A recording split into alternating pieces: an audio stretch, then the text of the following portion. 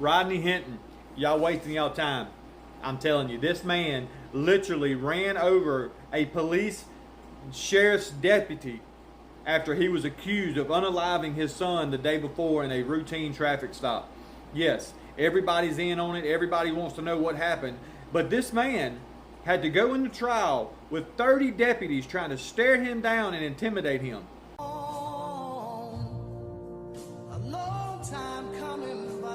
This man had no remorse. The day before, y'all unalived his son in a police shooting, okay?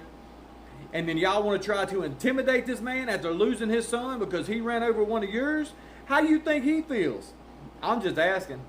He lost his son. He is a father. Yeah, you lost a brother in arms, but he don't care. He is ready to take on every one of y'all deputies. He did. He's ready to serve his time. He's ready to roll. Y'all ain't intimidating him. He's ready to make his peace with what he done. I'm just saying.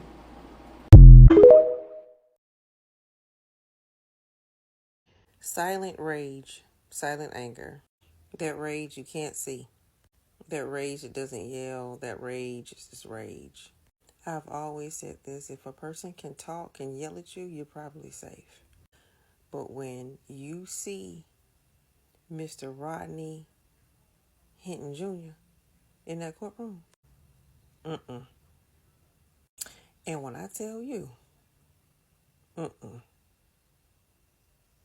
that silent rage, and you know, people mistake black Americans sitting out. People mistake that black Americans sitting out doing line dances and stuff. That's a dangerous thing. When I tell you, that's a dangerous thing. And this happened with more than just black Americans months ago. Yeah, this happened with Luigi. Silent, never been in trouble. Just like Mr. Rodney Hinton Jr. Silent rage. That's some serious stuff. The laws of this country and what's going on in this country pushing things to the brink. People can say it started with a stolen car. People can say, oh, this. No, it didn't start there. It didn't start there at all. It doesn't start on the streets. It didn't start on the streets when Luigi did it. It didn't start on the streets when Mr. Hinton did it. It started right with the lawmakers and the rich folk who are always putting too much pressure on everybody else for decades and decades. And when that pressure has nowhere else to go, it points back to set itself free. It's a dangerous game. Hey guys, how you all doing? Welcome back again to my channel. Thank you so much for clicking when you saw this video. So this is a video of a black American man who his 18 years old son was unalive by the police. And after that, this American man, he had some revenge. And the black American people are saying that what this man did was that he is not wrong by unaliving the deputy police officer. So we are going to be checking out this video from different people, and let me know what you think about them in the comment section as you are watching. And guys, do you think that this man did right by standing on a business, or do you think that what he did was actually wrong? Let me know in the comment section. You think he intentionally did it? And the evidence, yes. Yeah. Are you familiar with the acts of someone that is not in their right mind when they commit a criminal act? If you know. Can you clarify your question, please? Right. And in making that opinion about whether or not it's intentional, you need to know the mindset or the mens rea of the person that you're claiming intended to do this. Was he in his right mind? That's relevant with respect to your bond determination. Get you an attorney that can attorney. This right here, Attorney Clyde Bennett, is the new attorney for Rodney Hinton Jr., and he appeared in court with him this morning on his bond hearing. And an attorney that knows how to attorney will know the law.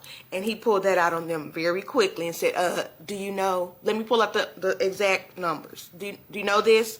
I appreciate that. So they have changed the attorney. I think it was definitely a good move because he understands the law. Some people were in the comments yesterday like, well, what does he need a new attorney for, blah, blah, blah. Because the purpose of the attorney is to make sure that your rights are not being violated. And that is what he was doing. He wanted to make sure his rights were not being violated. So he did say that the location they are housing him at has been treating him very well, and that is good to hear. We want to still make sure that in the midst of whatever you are charged with, that you are still being treated correctly, because those are your rights. All right. So the judge did, of course, say no bond on this case. That was a given. There was no swaying that. That was a given. But the attorney, Clyde Bennett, the new attorney, he did state we need to look into his mental health.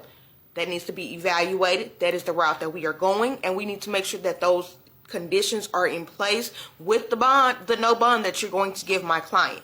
And the judge said, I have no problem with that. The prosecutor said the same. So they are going to treat him as someone who did a crime under medical, concerns, and they're going to do those evaluations, and whatever, those evaluations determine, that is the route they are going with, which is what we want when you are faced with a crime. Whether you did it or not, you're supposed to be treated like a human being per the rules. All right, So the next hearing is scheduled for May the 12th.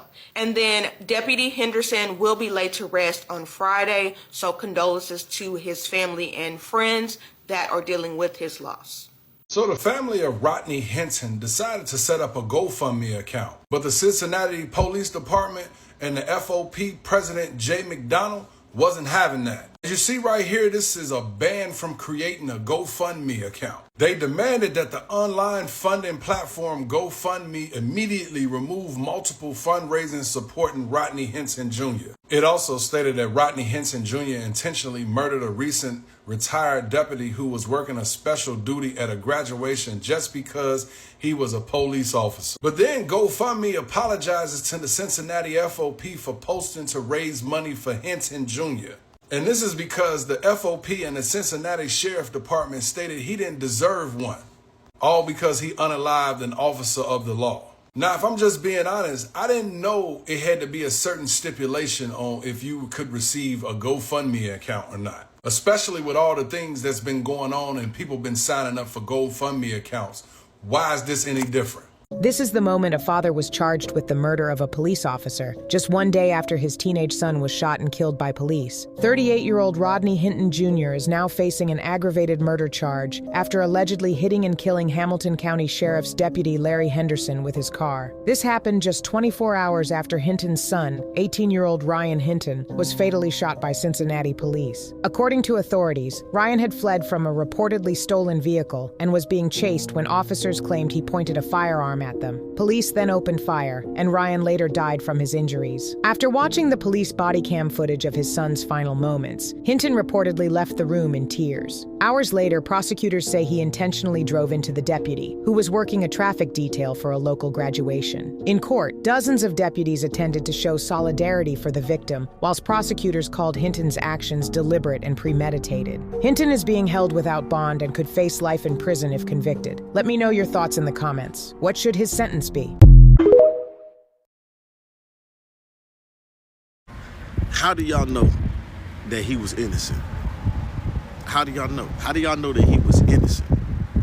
This officer right here who was killed by Rodney Hinton, after his son was tragically killed, Ryan Hinton. How do y'all know that this officer was innocent? I know I hear everybody on social media saying he was innocent, he wasn't there, he didn't participate in Ryan being unalive, but yet and still, how do y'all know that he was completely and totally innocent? I can vividly remember like 20 years ago when the E2 nightclub disaster occurred in Chicago, Illinois.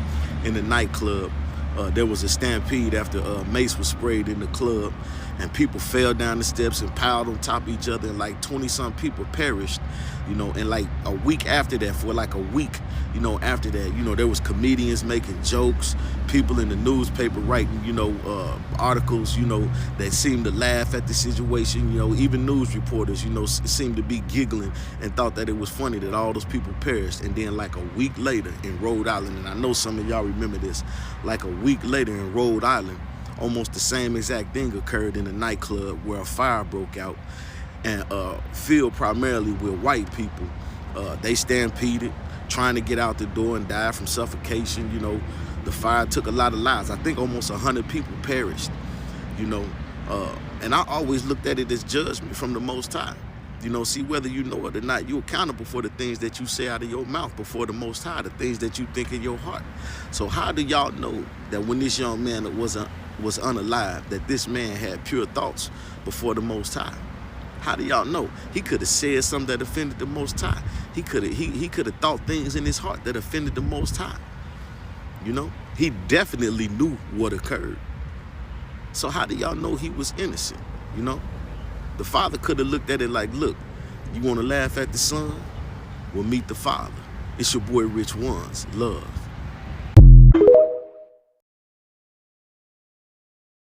Hey, all, hearing that Ras Baraka, who is the mayor of Newark, New Jersey, has been detained/arrested outside of an ICE detention center in New Jersey, where he has been protesting the fact that he says that that detention center is operating in contravention to the law, that they do not have legal authority to be operating in the way and where they are operating. He has been doing those protests. He was detained. And we are keeping up with that story. Apparently, the Department of Justice has confirmed, per a CNN reporter, that they have arrested and detained Ras Baraka, who, by the way, is running for New Jersey governor. He is a candidate for governor of New Jersey. So, yeah, they are arresting elected officials and opponents of the current president's policies. That's regime behavior. We will keep you up to date on it. I will keep you up to date on it as we get more information. Peace.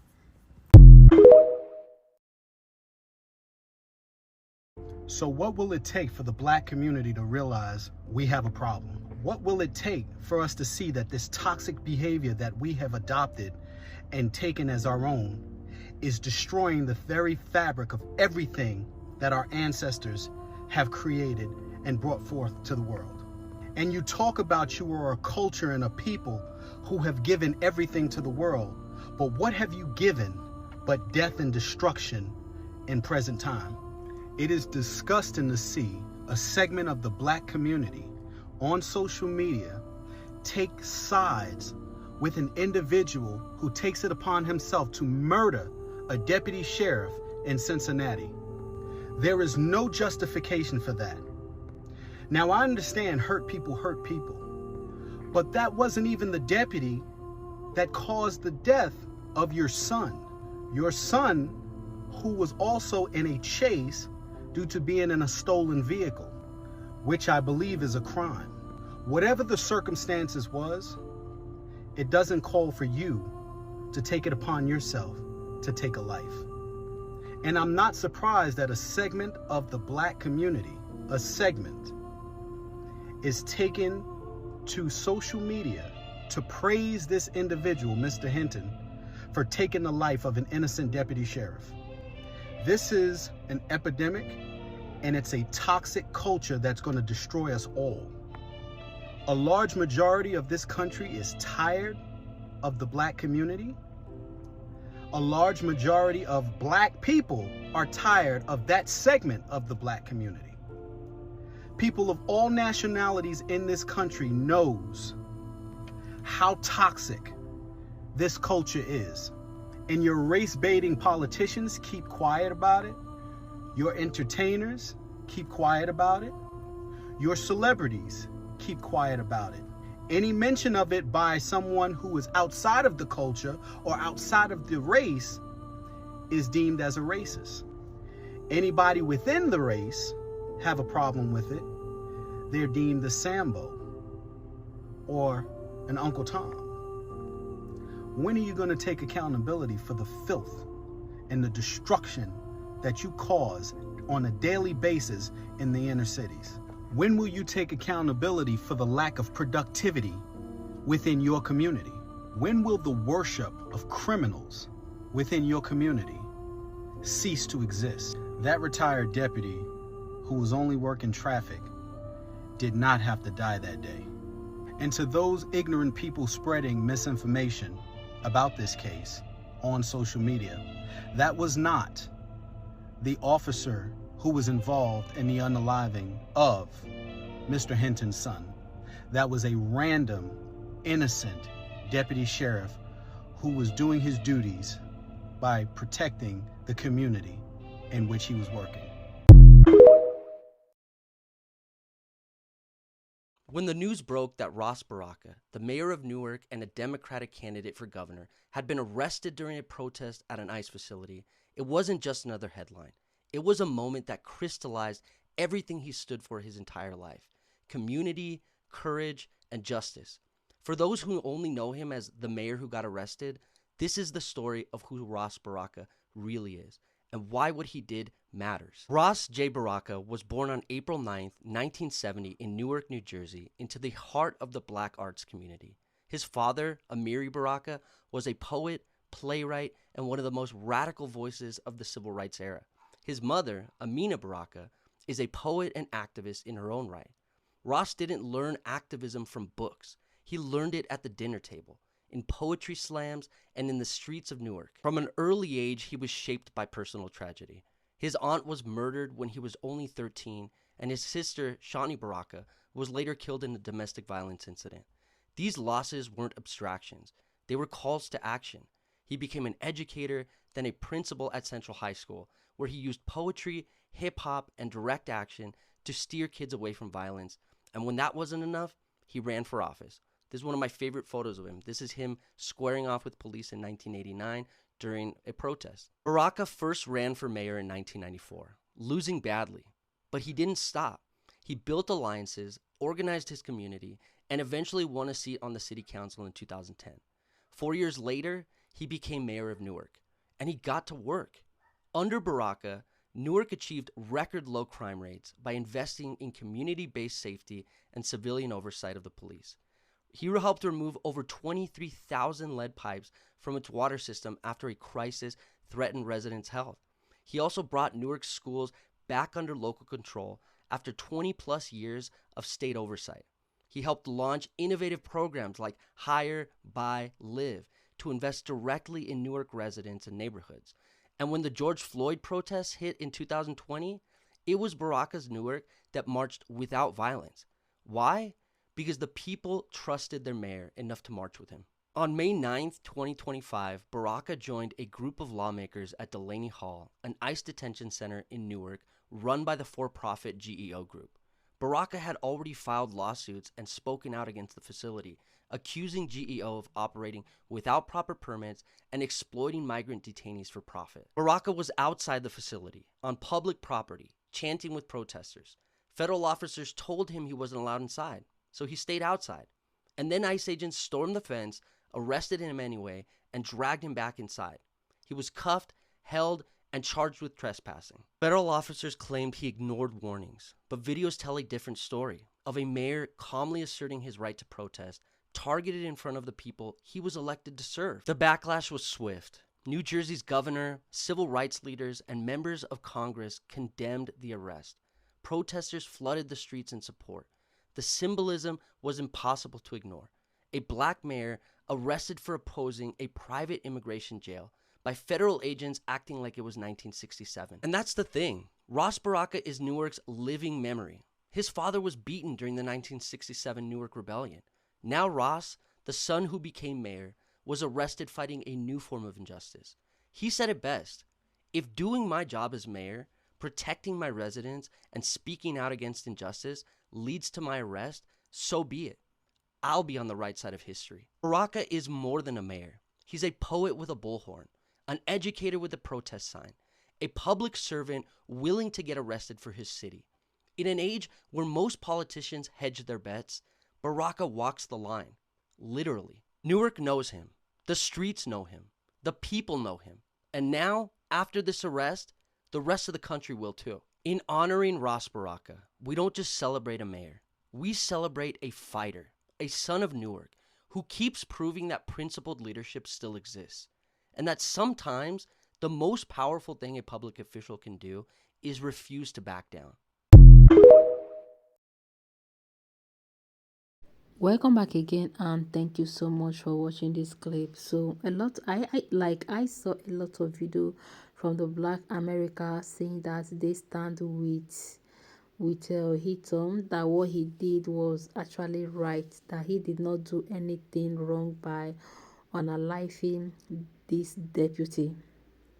Yeah, to me, I think that what he did is absolutely wrong, because the police officer did not just unalive this 18 years old boy just for nothing.